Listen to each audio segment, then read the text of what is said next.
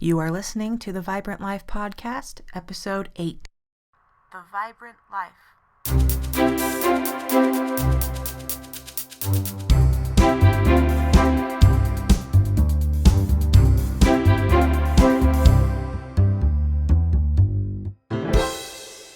Hey you! Welcome to the Vibrant Life Podcast. I'm your host, Emily Romrell, and I hope you're having a happy day. I am. Last week was General Conference, and I really enjoyed it. The inspiring messages always motivate me to continue giving my best effort in life. And spring has sprung here in Utah. The weather's been great. I've got a few whiffs of freshly mown grass, and the birds are out in full force to serenade me in the mornings. I love seeing the world wake up in spring. Summer's going to be here before we know it. And time waits for no one. So if you would like to be more productive, consider using my Vibrant Life Goal Planner. It's an all-inclusive journal and day planner that I created for my own personal progress. And I think you'd be surprised how much it can aid in your own efforts to manage this crazy life. So I do have a video overview of the planner and links to buy one if you want to in the show notes. I'm doing very well, like I said, but I'm not going to lie. The last few months have been trying for me. I've been working hard to believe in myself and my goals, and this podcast is a product of those efforts, but I've also really been feeling the tension between who I am and who I want to be, and there's those pesky demons of doubt that love to swoop in and stop us in our tracks. Sort of like the Wrackspurts in Harry Potter.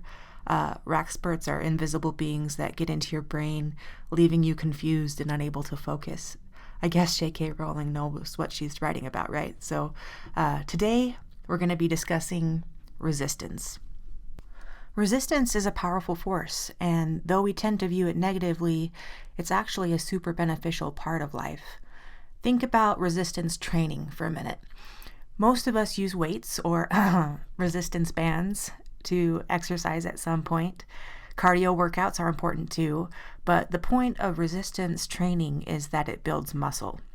And building muscle is a big deal, especially if you want to lose weight. Adding muscle increases your body's metabolism. And you may already know this, but just to make a point, your metabolism is the process in your body that converts food to energy. It also plays a big role in your body's ability to heal and repair itself, as well as making sure all of your systems run smoothly. So when we talk about metabolism, we're literally talking about the quality of life. Physically, muscles burn most of the calories we eat, so strong muscles are a must, and dun dun dun, resistance training is essential to a healthy lifestyle. Two excellent synonyms for resistance are tension and conflict. If you are a writer or if you love stories, then you know that tension and conflict are essential to any tale. And tension tends to mean an internal struggle or something not obvious, but that can definitely be felt.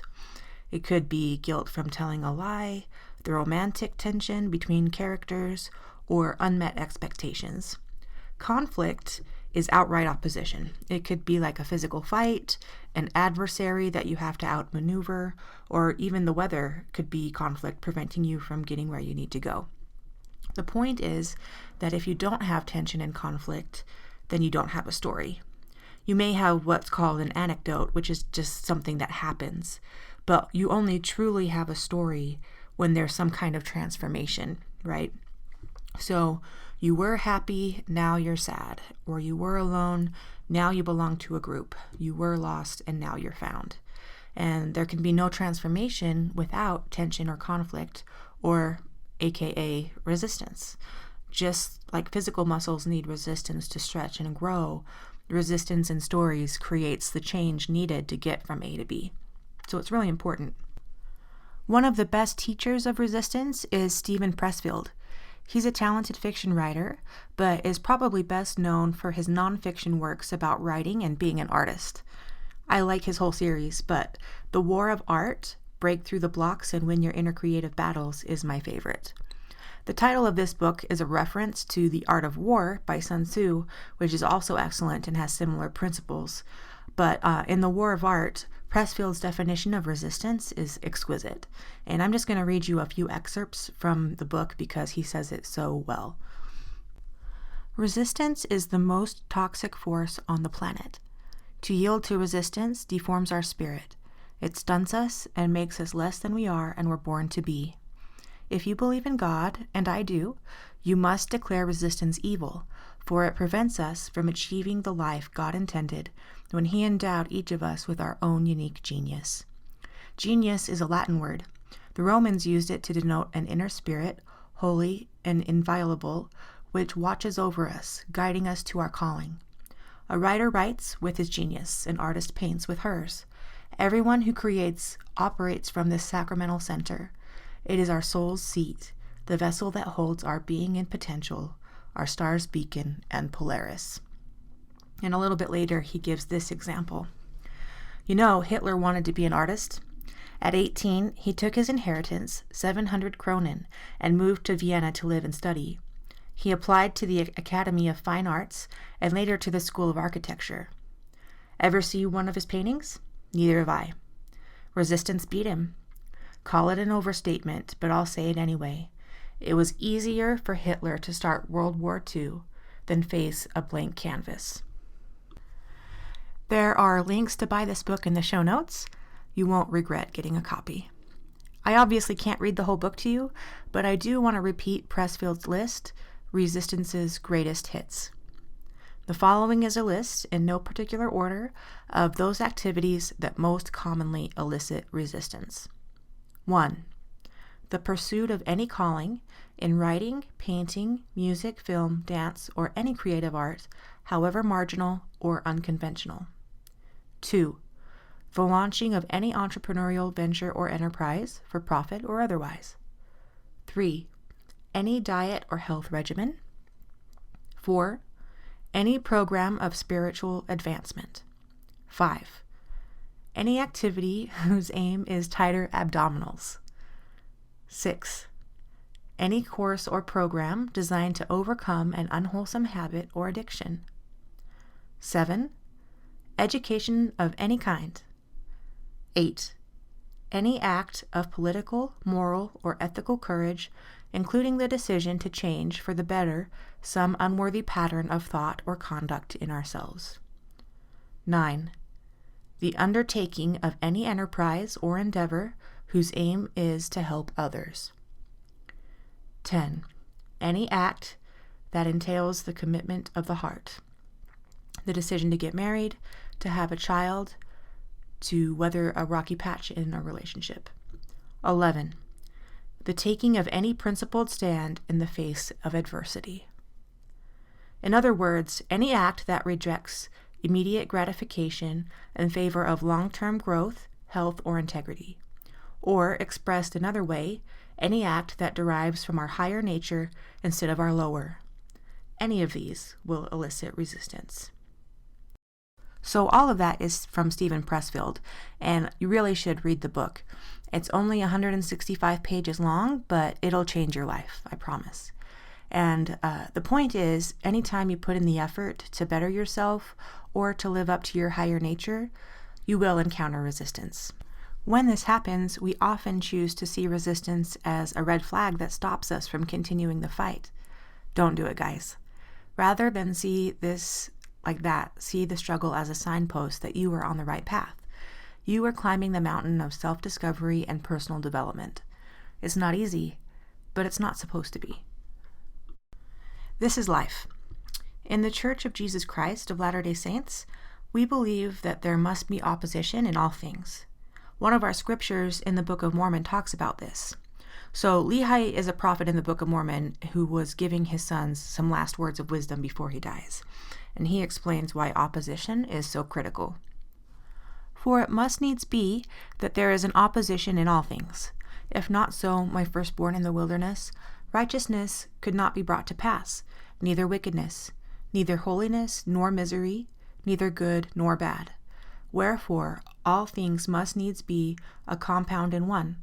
Wherefore, if it should be one body, it must needs remain as dead, having no life, neither death, nor corruption, nor incorruption, happiness, nor misery, neither sense, nor insensibility. So, without opposition or resistance, growth and change are impossible. We can't understand happiness or sadness or anything in between. Without resistance, life would be meaningless. Okay, I'm a nerd and I'm proud of it. And I love Star Trek. And in Star Trek, the most nefarious enemy that they encounter are the Borg. And the Borg are cyborgs, which means they're beings who are enhanced by machine implants in their bodies. But the real thing about the Borg is that they're a collective or a hive mind. So there's no individuality, there's only the collective. And you can kind of think of them like a big beehive or like an ant farm or something. And the Borg scour the universe looking for ways to become more perfect. If a species is advanced enough, they assimilate them while explaining, "We will add your biological and technological distinctiveness to our own." The Borg are terrifying. They really are pretty scary. But what is really interesting is their catchphrase.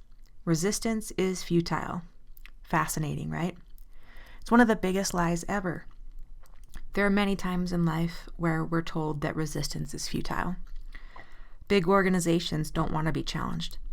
Have you ever heard people talk about going up against the man, which means like the people in power? Oftentimes, even friends and family might tell us that we can't do something. In the movie The Pursuit of Happiness, Will Smith is playing a dad who's trying to make a better life for his son, but he tells his son that he probably won't be very good at basketball, which is his kid's dream. He tells his son this while he's pursuing his own dreams with everything that he's got, which is kind of ironic.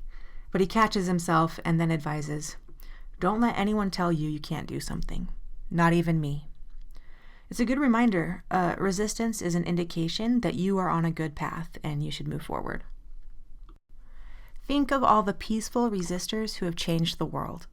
Martin Luther King Jr., Gandhi, Mother Teresa, Nelson Mandela, Buddha, and of course, the best example in my opinion is Jesus Christ. These are the big examples, right? But there's also the friend who sticks up for you when you're being bullied. There's the neighbor who invites a family who may sadly be experiencing prejudice to a barbecue. There are millions of parents and teachers out there who help kids know the difference between right and wrong. You can resist in small ways and make a huge impact. The biggest way you make a difference, though, is by being true to who you are. Follow that higher nature within you. What is it that you feel called to do? It probably scares the heck out of you. I know I get scared like that. But it probably just means you're on the right track. Just live your life the best that you can and understand that resistance is part of the game. It's difficult, but it makes the game worth playing. Thanks for listening, peeps. I hope you guys have a fabulous week and live the vibrant life.